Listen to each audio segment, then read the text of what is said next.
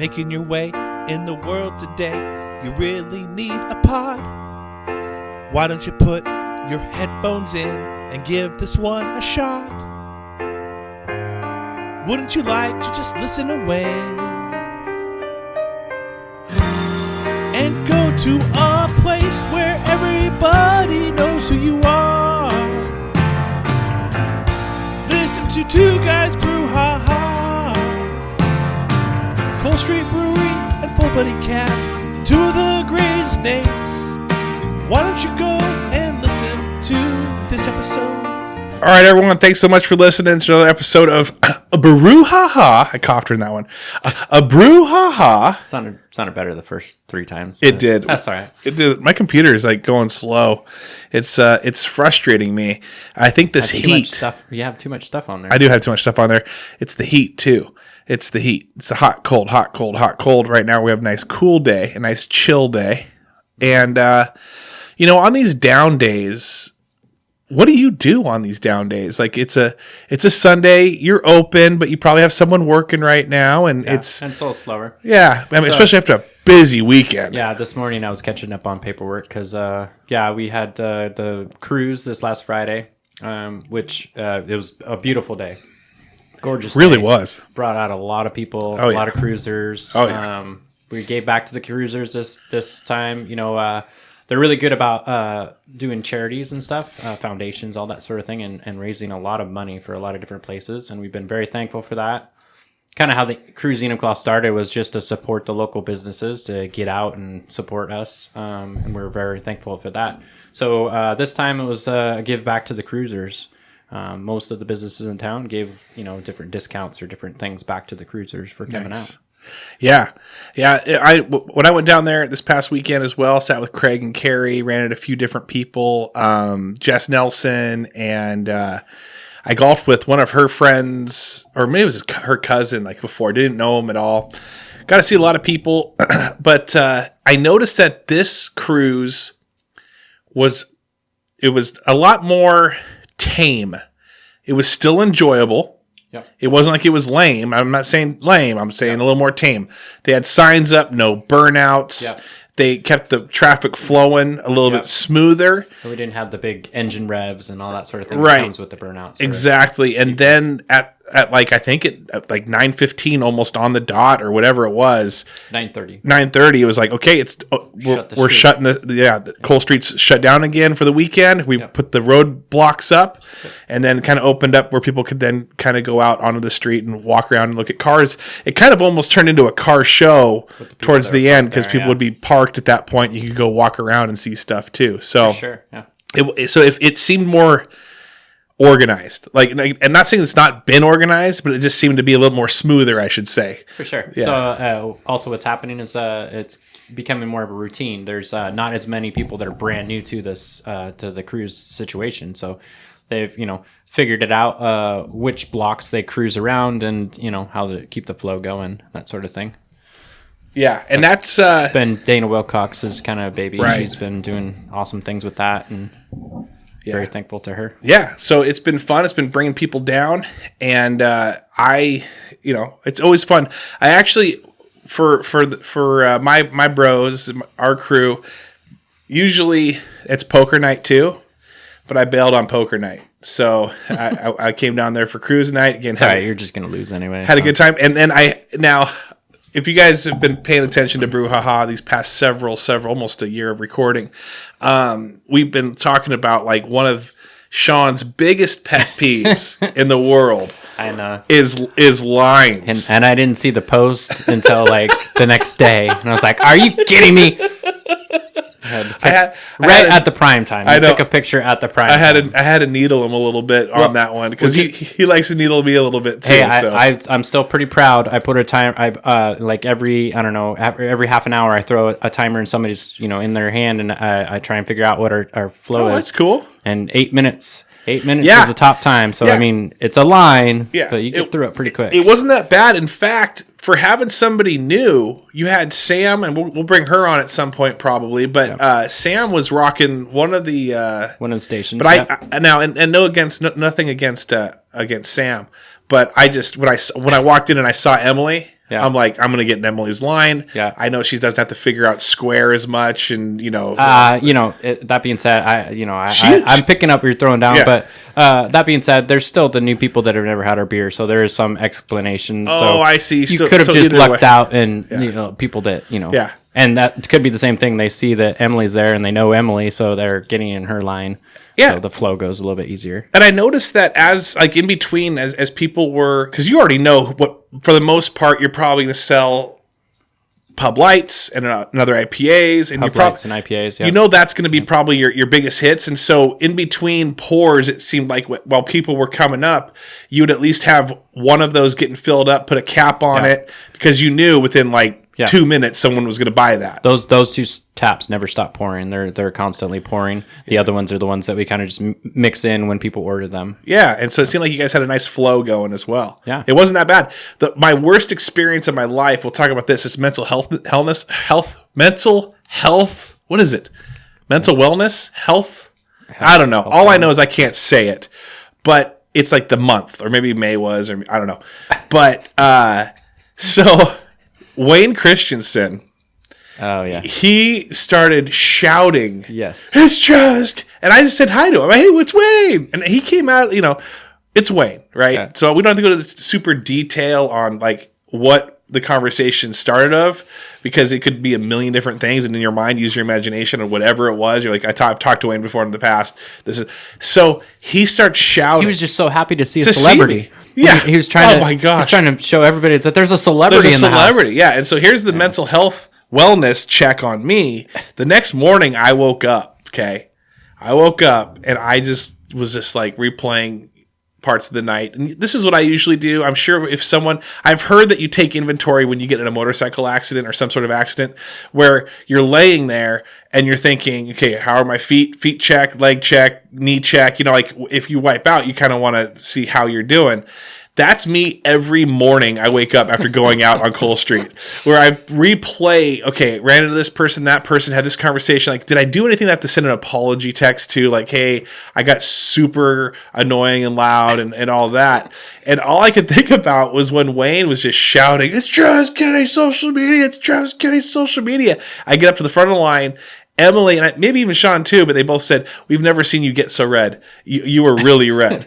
And I was super embarrassed. It takes a lot to rattle me, but he rattled me. Yeah. No. So anyway, that was I sometimes don't know how to act or react to people. In fact, there's a very nice lady, and again, I'm getting old. I should know people's names, or I've probably met people in the past, but I'm getting to that, and you probably get it too, right? I get a lot of people. I'm really good at recognizing people, but not so much names. Yeah. And so you get to a point where you're like you don't want to be rude, and you don't want to be like, hey, I know that I know you. I don't know how I know you, but I know you.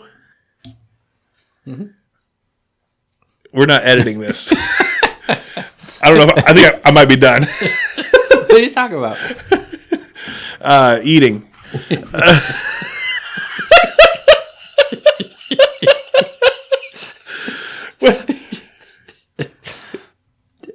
Yeah. Oh my gosh. Yeah. Jeez Louise. It was good until you pull. Oh my god. What? You can't handle that? I can't. I have a weak stomach. It's not that bad. I know it wasn't, but I was like, you just kept moving on like it was no problem at all. I'm just like, what? That's just Sean. Sean's like, I've eaten worms. Way worse stuff than that. That's fine. It's fine. Oh gosh.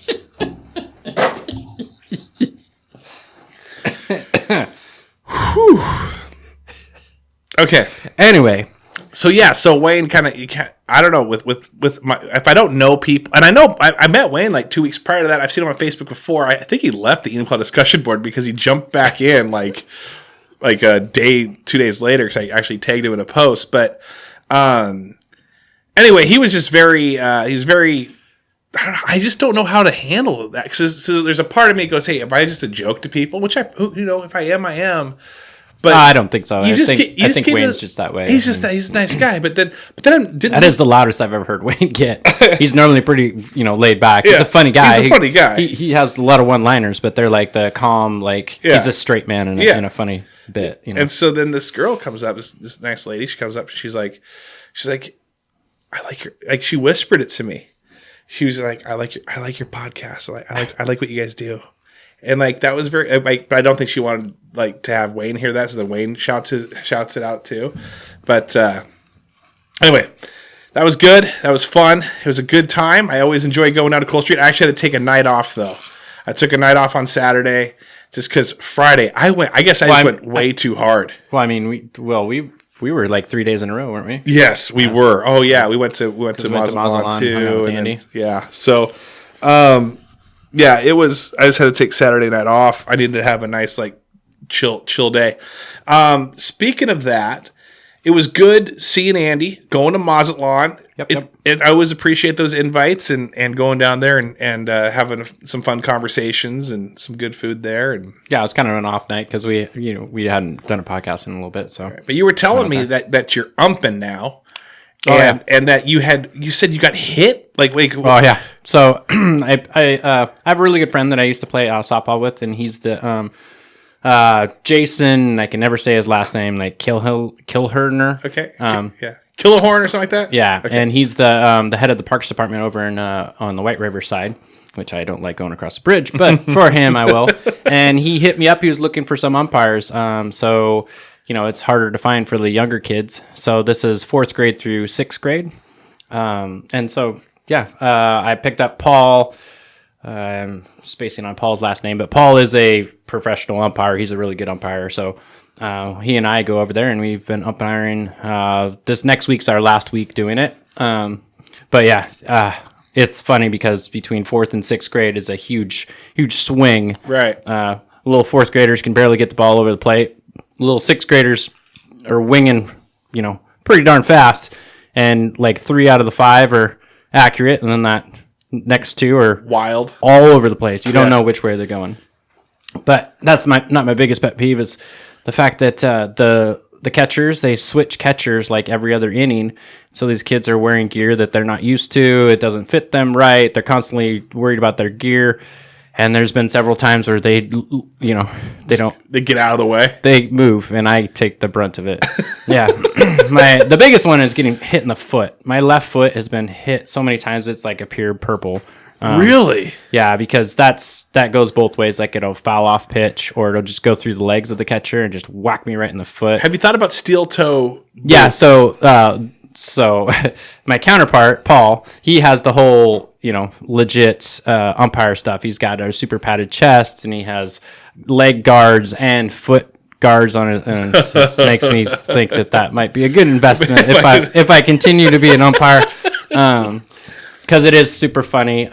Last week, this little catcher is his first time catching, and he kind of said that, and then the ball was coming like dead down the center of the plate and right over his head, and I'm thinking it's like right over his head. He's gonna put a glove on it. Nope. Wow!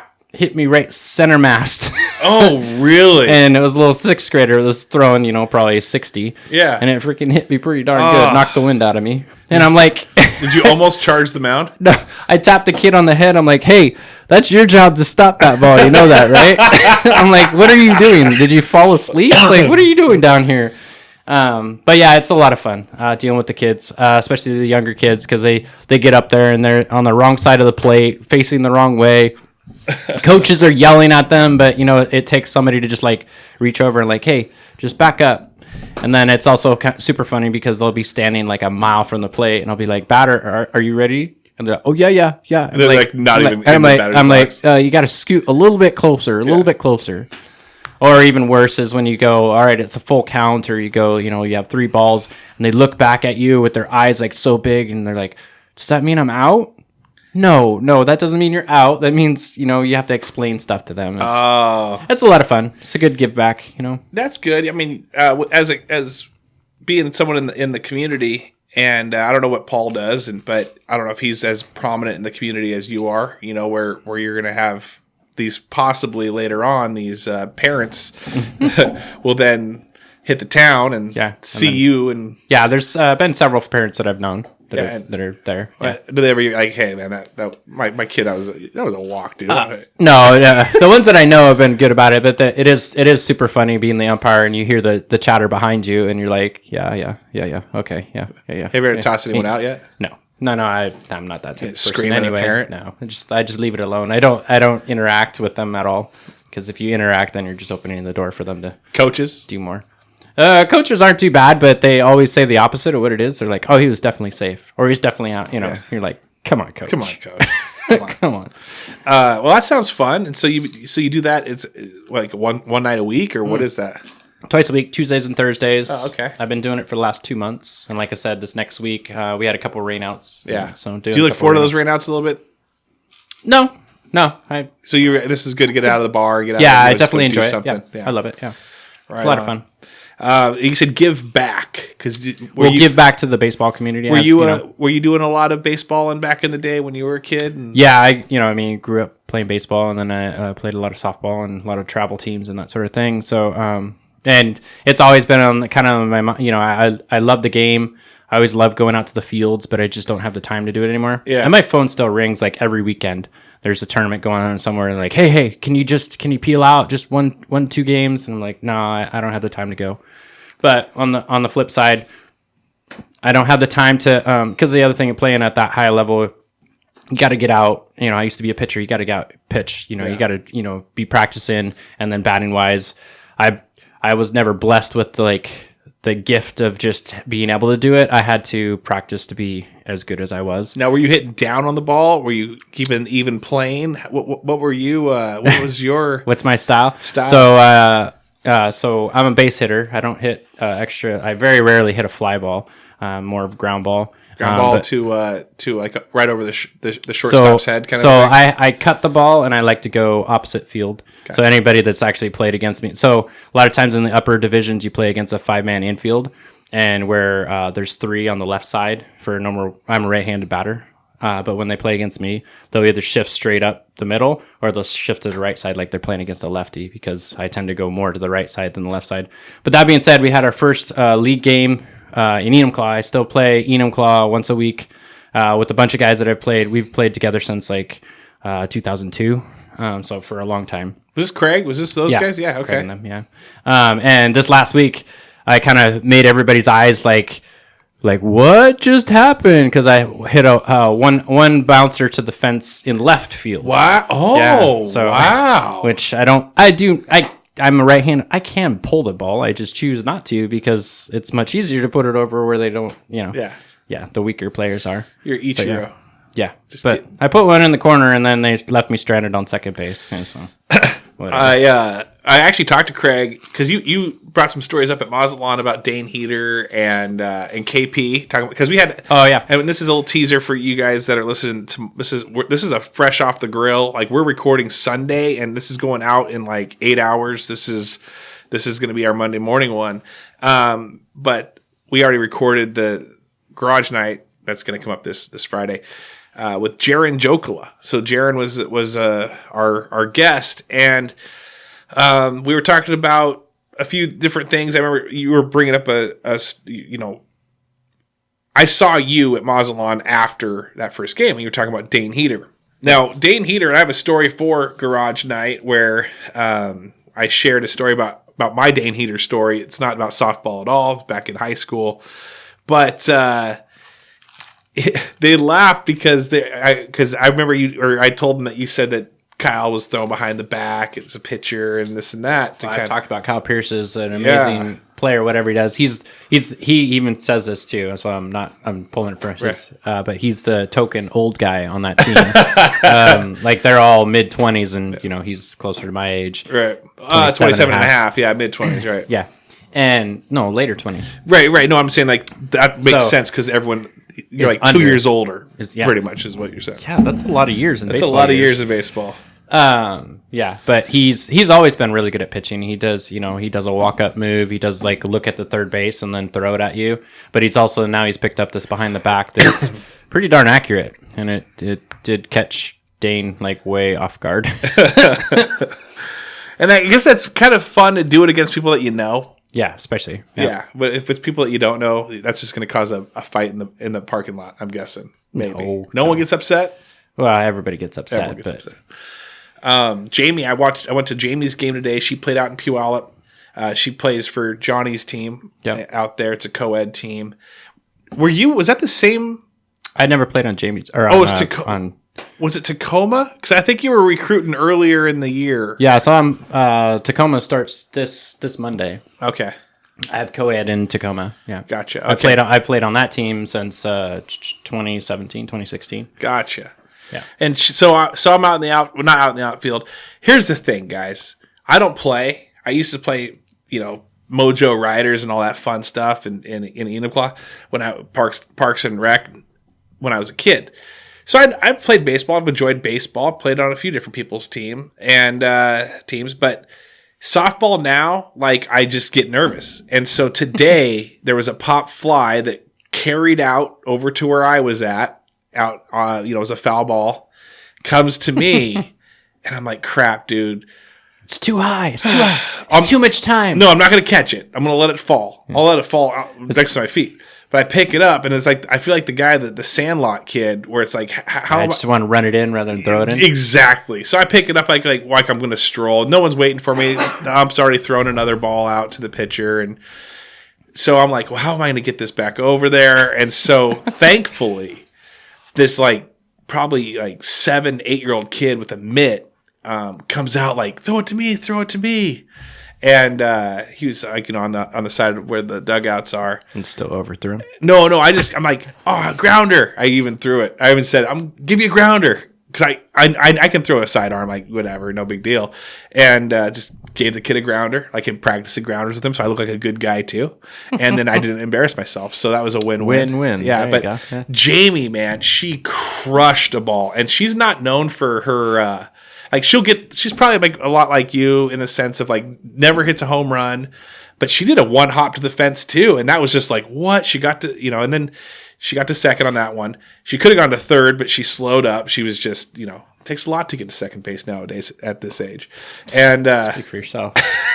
That's also the difference between going to right field and left field. So going to left field, I only make second. If I went to right field, that same hit, I'd be on third. Okay. There you go. Yeah. Or home. Because it'd be probably overthrown. I'm not playing co-ed. It is a men's league. Yeah, and that was against KP. Now that I think about it, that's the sexiest. That's the most sexist thing you've said. But that was against KP's team, where it's those guys have some cannon arms. So yeah, and I'm not trying to run on them. And they get going too. They can run and grab but so then there was this other time today. Jamie, I think she went 3 for 4. She got 2 singles and a double, but she was on first, and the guy behind her just cracked one. And so he was just chasing her down. She was able to get home from first, but I think he probably could have scored if it wasn't for that slow chick in front of her or in front of him, which would be my wife. Anyway. She's slow? I don't think she's that slow.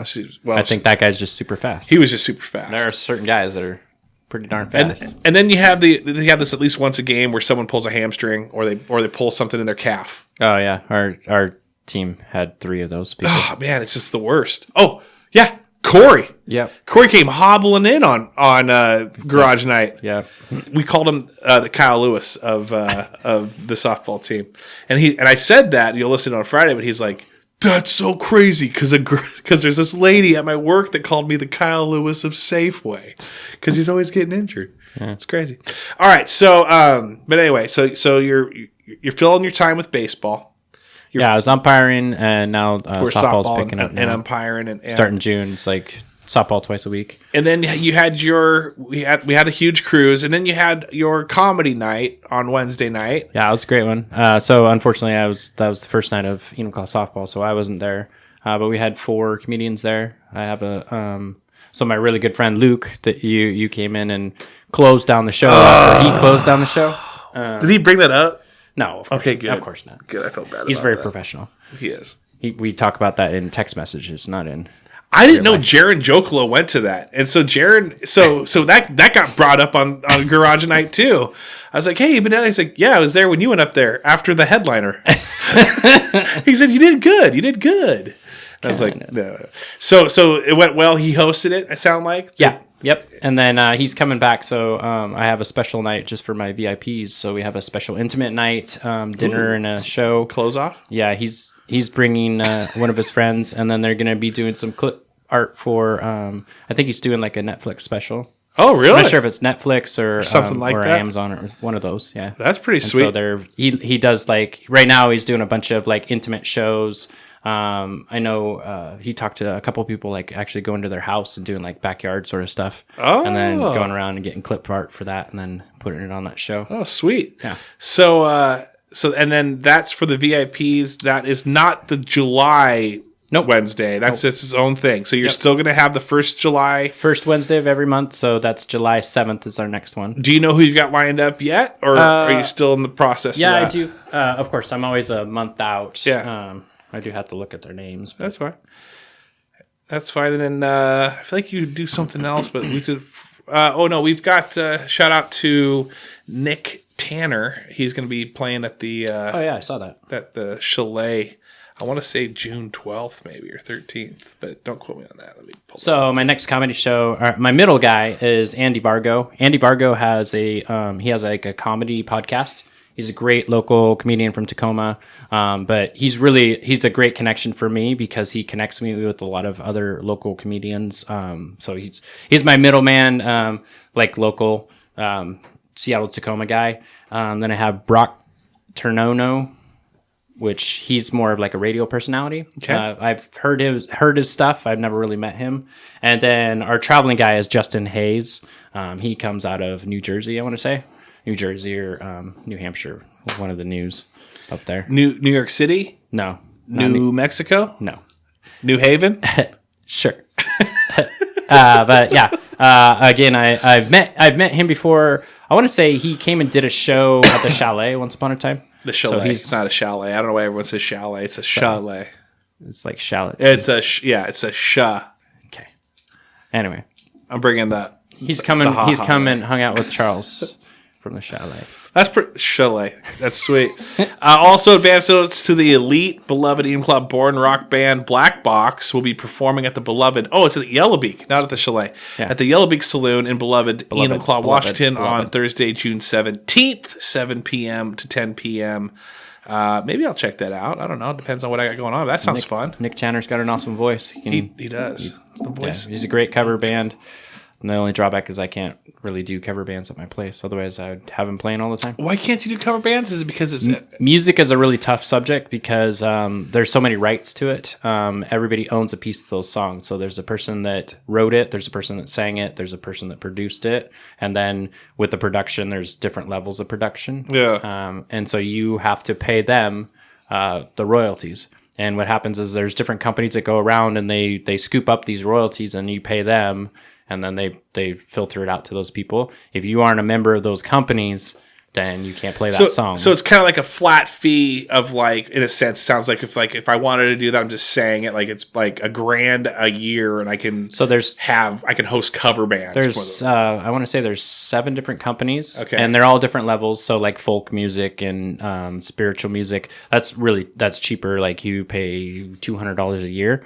But the bigger bands, the rock and roll stuff, there's like 3 big companies, and each one of them is like $5,000. Oh wow! And with some songs, like 2 of those companies own that song, so you can't play that song unless you give both of them $5,000. So do the cover bands know this too, to where they're like, if someone's like, "Hey, doing requests," they're like, "Hey, I like that song, but I can't sing that song." I would hope so. I try and educate all of the people that come into my place, but the biggest thing is the venue. This is a very frustrating part for me because it's always on the venue. Like I'm brick and mortar. I don't go anywhere. Bands, they bounce around, and I know this from dealing with the Department of Revenue. If they they only get paid under $500, then it never really gets claimed. And versus a venue is making more than $500 on a night. So then I see. You can track down a venue. You can't necessarily find a band. Yeah. You know, it's just some email or some phone number that they may or may not answer. Right? Yeah. And that's where it can be frustrating because bands, somebody says encore or says play this song, and they're like, and they start doing it, and then I'm sitting there listening. I'm like, wait a minute, I don't own that song. Yeah. No, I would just kind of spin it, make my own. One, And the hardest thing is social media nowadays, because everybody like takes a video of it, true. Throws it on Twitter, throws it on Facebook, and that's how they catch me. Didn't know that. Yeah. That's actually pretty interesting. It's very expensive. All right, so you got that coming up. You got any other special events or anything you want to? I mean, I know we keep talking about, hey, June 30th, if we do open up and are 100%. When does the doors open on? So all those things, I really want to open my original brewery back up and start doing. Everybody talks about trivia night. I'd love to bring trivia night back. I love doing trivia. I've in the whole off season, this whole off year 2020, I gathered a lot of good trivia nights. But right now, I'm just struggling with staff. Like it's I don't have enough staff, and nobody's really coming around putting applications in because the unemployment, they're still making too much on that. And yeah, and everybody has a help wanted out. Everybody. Can we do a rant? Right, is this qualified as an employment rant yet, or? I am getting kind of sick of it. I think that our governor is going about it in the wrong order. He should end the unemployment and end the rent. So people are not having to pay rent right now. Right. As soon as those two things end, then I feel like there's going to be an awful lot of people like out seeking out jobs. So that, the lower end, I mean, you're only working a couple nights a week for me. It's not a full-time job, so it's more of like your extra work, not your. What are those hours? In case this is like a job, someone's listening, like, you know what? Their ears perked up. They're like, you know what? I am kind of looking for like a 1 to 2 nights thing a week. Yeah. What does that look like for someone? So we open at 2 and we close at 8 in the winter and 9 on the weekend. So 9 during the winter. Weekends are longer, noon to 11, but we have 2 staff members that work those shifts. So your standard shift is like a 6-hour shift, and that can fluctuate a little bit too, where if it's like dead night, then they might be getting off a little bit earlier, possibly. Closing earlier. Yeah. Mm-hmm. So then that's good. Okay, so about an 8-hour shift. Do you have to 6 hours or 6-hour shift? Do you have to have like a pourer's permit, or where do you go to get that, or what is that? Yeah, so you get that online. You can come and start working for me and kind of test it out and make sure that this is what you want to do before you have to get that. I highly encourage everybody to get one. Honestly, it's a 3-hour class that you just go to Washington State Liquor Control, their website, and they'll have a link on there. It's a 3-hour class. It costs, I want to say, like $50. Not even that. It's like $30, and it lasts for 5 years. So anytime somebody has a wedding and they're like, oh man, we can't find a bartender, you'd be like, hey, I have my pourer's permit. That's I can a good call. Come do that, right? Yeah. Or anything. We always do the Enumclaw does the Enumclaw wine walks and stuff. They're always looking for volunteers to come pour for a night or something. Oh, I gotcha. So that being said, me being a brick and mortar business, you can come pour for me for up to 30 days before you actually have to have your license. So you can kind of come test it. But that being said, it doesn't hurt to just do it and have it. Right. It's not that expensive. Use it once and you'll make more than $30, in tips. So nice. It's worth it. All right, cool. Well, then that should be let's see if there's any other questions I would have if I was, how hard is it to run a register? I know the registers now aren't regular registers, right? Everything's online, plugged in, internet, and kiosks, they're pretty simple. Yeah. I mean, especially just pouring beers. It's pulling taps and pouring wine is pretty simple. The kiosks, it's. I mean, if you can run a cell phone, you can run a. And am I only doing that, or is there other things that I'm doing? Like what things? Well, obviously, there's some cleanliness. You're emptying trash cans and clearing out. Do you really? It's. In my opinion, it's not that big. Do the pourers go out and like grab hey, you guys want anything more? Can I get you another one? Or of course. I like it. Yes, I have I have a training regiment for that. Oh, yeah. Okay. All right. We have standards. Yes. That's good. Why every customer that comes in, they have great experience. That's good. And then so they just hit you up on Facebook or wherever if they're interested or come on down and say hi. Okay. And then you're there most often. Yeah. Or you're close enough for the most part to be rolling in there soon. Yep. Awesome. All right, cool. Well, what's the beer of the week real quick? I know that we're sipping on one. We haven't even talked about it yet, but what's... Oh, yeah. So, I mean, it's kind of a cloudy, overcast day, and I brought up the porter. We've had the porter on the show right now.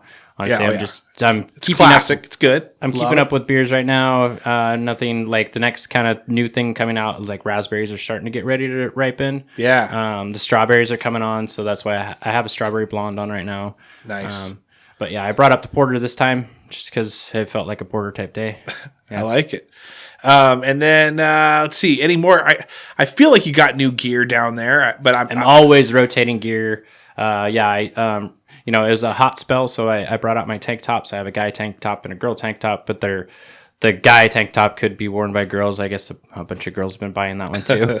And then I also have wickaways, so it's kind of workout gear, so it wicks away and you don't really get sweaty underneath it. Oh, okay. It's been awesome. Yeah. And then in the works right now, I have some really cool little like V-neck girl shirts that are coming out that I'm really excited about. Those came together really well. Awesome.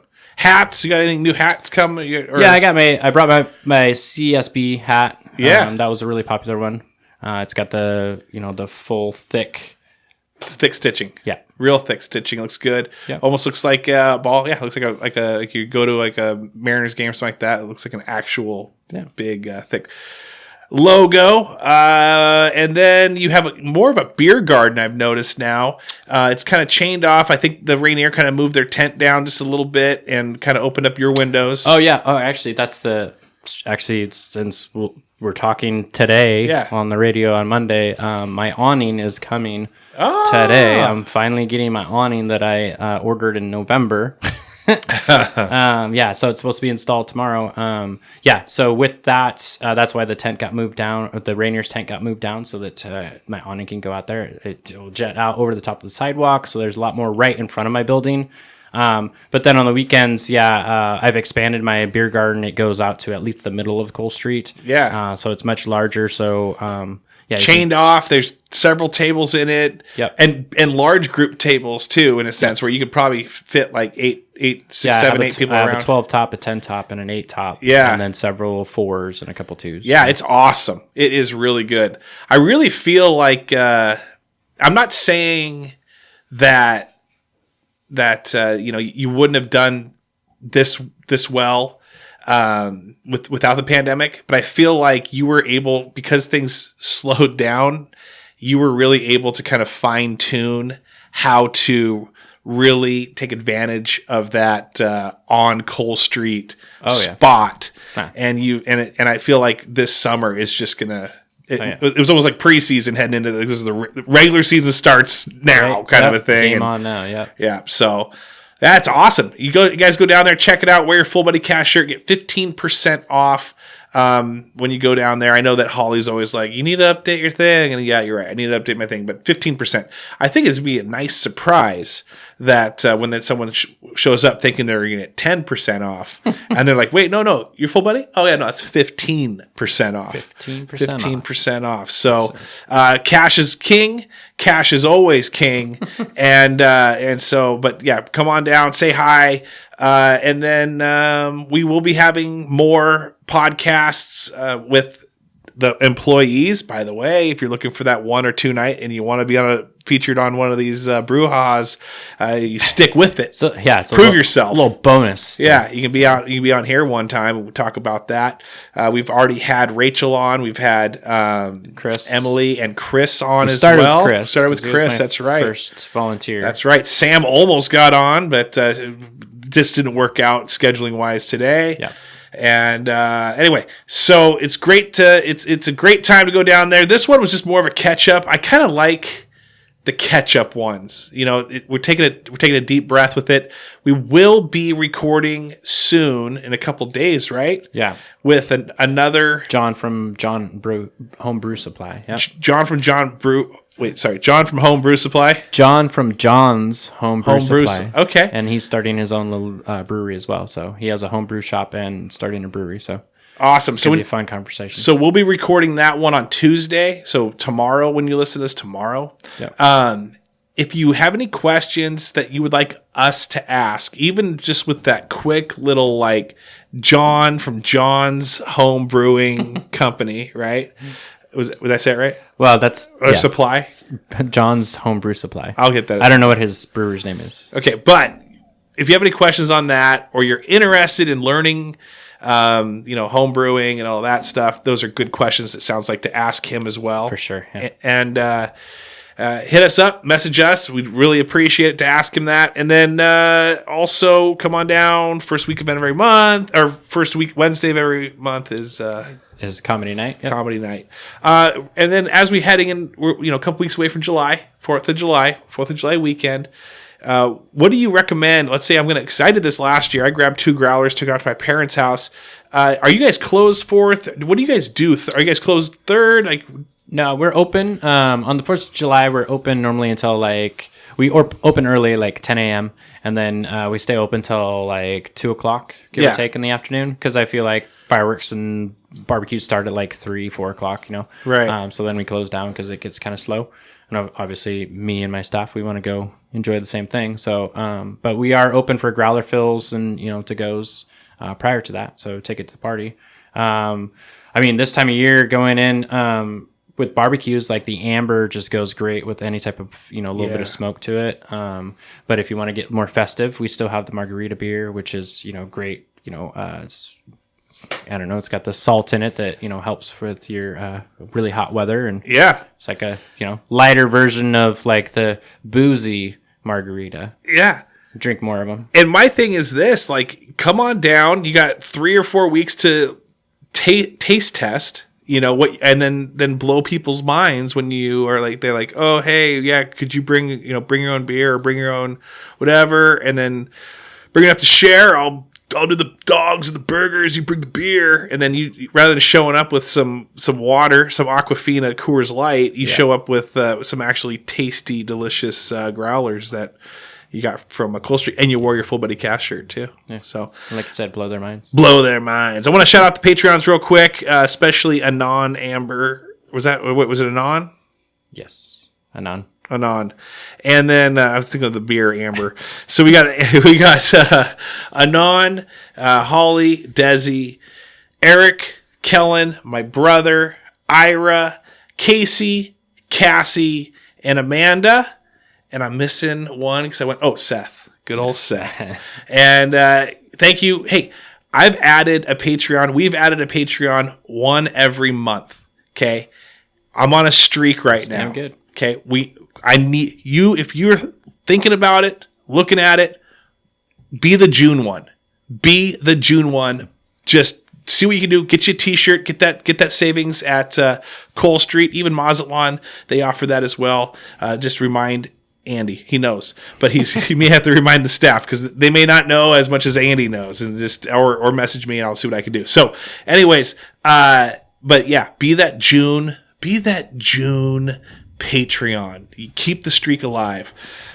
Anyway, hit us up. Appreciate you guys. Have a great week. Yeah. Cheers.